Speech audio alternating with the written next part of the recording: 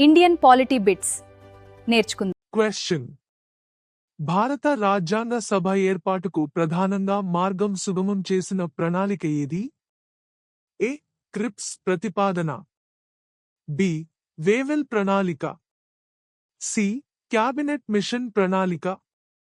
D. Mount బాటన్ ప్రణాళిక. సరైన సమాధానం సి. క్యాబినెట్ మిషన్ ప్రణాళిక. వివరణ: 1946లో బ్రిటిష్ ప్రభుత్వం పంపిన క్యాబినెట్ మిషన్ భారతదేశ భవిష్యత్తు రాజ్యాంగ నిర్మాణానికి ఒక రూపురేఖను ప్రతిపాదించింది. భారతీయులే తమ రాజ్యాంగాన్ని రూపొందించుకోవాలని సూచించింది. దీని ఆధారంగానే రాజ్యాంగ సభ ఏర్పాటు జరిగింది. అందువల్ల క్యాబినెట్ మిషన్ ప్రణాళిక భారత రాజ్యాంగ నిర్మాణానికి పునాది వంటిది. నెక్స్ట్ క్వశ్చన్: రాజ్యాంగ సభ సభ్యులు ప్రధానంగా ఏ విధానంలో ఎంపికయ్యారు? ఏ. ప్రత్యక్ష ఎన్నికల ద్వారా. బి.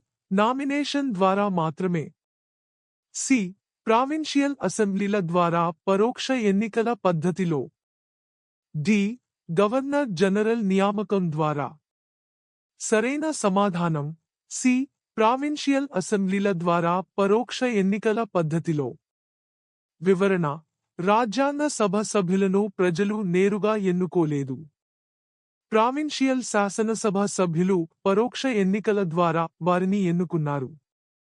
ఈ విధానం ద్వారా వివిధ వర్గాలకు ప్రాతినిధ్యం కల్పించే ప్రయత్నం జరిగింది. ఆ కాలంలో సార్వత్రిక వయోజన ఓటు హక్కు అమల్లో లేకపోవడం కూడా ఇందుకు ఒక కారణం. నెక్స్ట్ క్వశ్చన్: రాజ్యాంగ సభ తొలి సమావేశానికి తాత్కాలిక అధ్యక్షుడిగా ఎవరు వ్యవహరించారు? A. Dr. Rajendra Prasad. B. డా.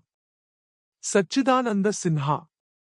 C. Jawaharlal Nehru. D. B R Ambedkar. సరైన సమాధానం B. Dr. Sachchidananda Sinha.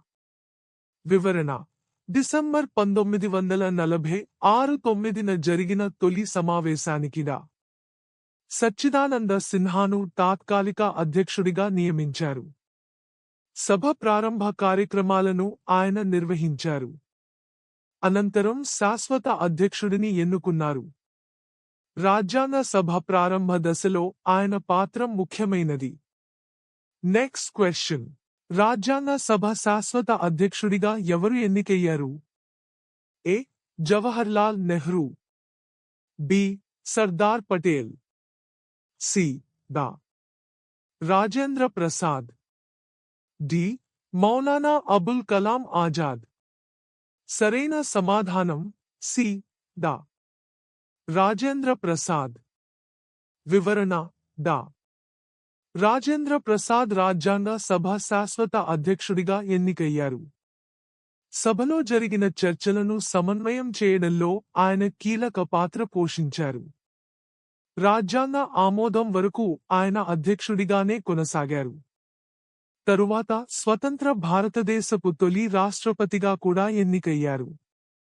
Next question: రాజ్యాంగ సభలో మహిళా సభ్యులకు కూడా ప్రాతినిధ్యం కల్పించబడిందా? ఏ. అవును. బి. కాదు. సి. పరిమితంగా మాత్రమే. డి. సంస్థానాలకే పరిమితం. సరైన సమాధానం ఏ. అవును. వివరణ: రాజ్యాంగ సభలో మహిళలకు కూడా ప్రాతినిధ్యం కల్పించారు. సరోజినీ నాయుడు, హంసా మెహతా, దుర్గాబాయి దేశ్ముఖ్ వంటి ప్రముఖ మహిళలు సభలో సభ్యులుగా ఉన్నారు. మహిళల హక్కులు మరియు సమానత్వం వంటి అంశాలపై వీరు ముఖ్యమైన సూచనలు చేశారు. ఇది భారత ప్రజాస్వామ్య భావనకు ప్రతీకగా నిలిచింది. నెక్స్ట్ క్వశ్చన్: రాజ్యాంగ ముసాయిదా కమిటీ ఎప్పుడు ఏర్పాటు చేయబడింది? A. December 1946 B. 1947 August 29 C. జనవరి 1948 30 డి. నవంబర్ 1949 26. సరైన సమాధానం బి. 1947 ఆగస్టు 29. వివరణ రాజ్యాంగ సభ 1947 ఆగస్టు 29న డ్రాఫ్టింగ్ని ఏర్పాటు చేసింది. ఈ కమిటీ బాధ్యత రాజ్యాంగ ముసాయిదాను రూపొందించడం. వివిధ కమిటీల నివేదికలను పరిశీలించి తుది రూపాన్ని సిద్ధం చేసింది. భారత రాజ్యాంగ నిర్మాణంలో ఇది అత్యంత కీలక దశ. Next question. భారత రాజ్యాంగ శిల్పిగా ఎవరిని పిలుస్తారు? A. Jawaharlal Nehru, B. Sardar Patel, C. డా. BR Ambedkar, D. రాజేంద్ర ప్రసాద్. సరైన సమాధానం సి. డా. బిఆర్ అంబేద్కర్. వివరణ డా. బిఆర్ అంబేద్కర్ ముసాయిదా కమిటీ చైర్మన్గా పనిచేశారు. రాజ్యాంగంలోని అనేక నిబంధనలను రూపొందించడంలో ఆయన కీలక పాత్ర పోషించారు. సామాజిక న్యాయం, సమానత్వం, మౌలిక హక్కుల అంశాలకు ప్రత్యేక ప్రాధాన్యం ఇచ్చారు. అందుకే ఆయనను రాజ్యాంగ శిల్పిగా గౌరవిస్తారు. Next question.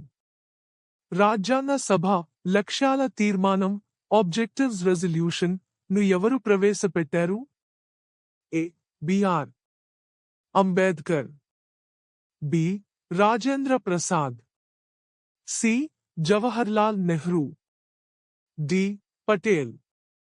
సరైన సమాధానం సి. జవహర్లాల్ నెహ్రూ. వివరణ డిసెంబర్ 1946 13న జవహర్లాల్ నెహ్రూ ఆబ్జెక్టివ్స్ ను ప్రవేశపెట్టారు. ఇది తరువాత భారత రాజ్యాంగ పీఠికకు ఆధారంగా నిలిచింది. భారతదేశం సార్వభౌమ ప్రజాస్వామ్య దేశంగా ఉండాలని ఇందులో పేర్కొన్నారు. ఈ తీర్మానం రాజ్యాంగ దిశను నిర్దేశించింది. Next question. భారత రాజ్యాంగం ఆమోదించబడిన తేదీ ఏది? ఏ. 1947 August 15, B. జనవరి 1948 26, సి. November 1949 26, D. జనవరి 1950 26. సరైన సమాధానం సి. నవంబర్ 1949 26. వివరణ రాజ్యాంగ సభ నవంబర్ 1949 26న భారత రాజ్యాంగాన్ని అధికారికంగా ఆమోదించింది. ఈ రోజు భారత రాజ్యాంగ చరిత్రలో అత్యంత ప్రాముఖ్యత కలిగిన రోజు. ప్రస్తుతం దీనిని రాజ్యాంగ దినోత్సవంగా జరుపుకుంటున్నారు. ఆమోదం తర్వాత అమలుకు కొంత సమయం ఇచ్చారు. Next question. భారత రాజ్యాంగం అమలులోకి వచ్చిన తేదీ ఏది? ఏ. November 1949 26, B. జనవరి 1950 24, సి. జనవరి 1950 26, డి. ఫిబ్రవరి 1951. సరైన సమాధానం సి. జనవరి 1950 26.